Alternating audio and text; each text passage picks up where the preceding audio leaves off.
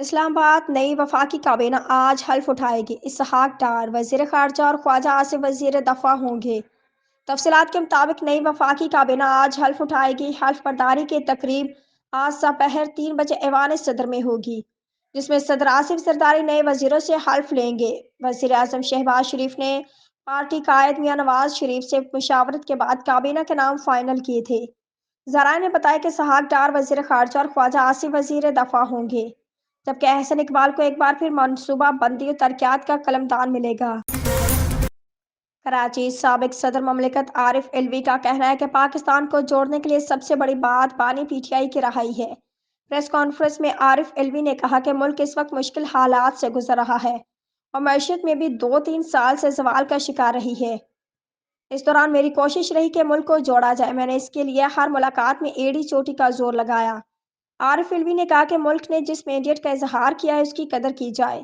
ملک کو جوڑنے کے لیے بات وہیں سے شروع کی جائے کہ مینڈیٹ تسلیم کیا جائے۔ مینڈیٹ کی صحیح عکاسی ہونی چاہیے اور یہ بات تمام جماعتوں کے لیے کر رہا ہوں۔ ملک کو جوڑ دیا جائے تو اچانک ترقی کرنا شروع کر دے گا۔ وفاقی حکومت کی جانب سے عوام کے لیے بڑی خوشخبری ہے کہ وزیر اعظم شہباز شریف نے رمضان المبارک کا ریلیف پیکیج بڑھا دیا ہے۔ وزیر اعظم شہباز شریف نے اپنے عہدے کا منصب سنبھالتے ہی پاکستانی عوام کے لیے 7.5 ارب روپے مالیت کے رمضان پیکیج کا اعلان کیا تھا، تاہم اب وزیر اعظم نے ریلیف پیکیج کو بڑھا کر 12.5 ارب روپے کر دیا ہے۔ وزیر اعظم نے رمضان ریلیف پیکیج کا حجم بڑھانے کے علاوہ اس کا دائرہ کار بھی مزید وسیع کرنے کی ہدایت کی ہے اور اب یوٹیلیٹی اسٹورز کے ساتھ BISP اور موبائل یونٹس بھی کھانے پینے کی سستی اشیاء فراہم کریں گے۔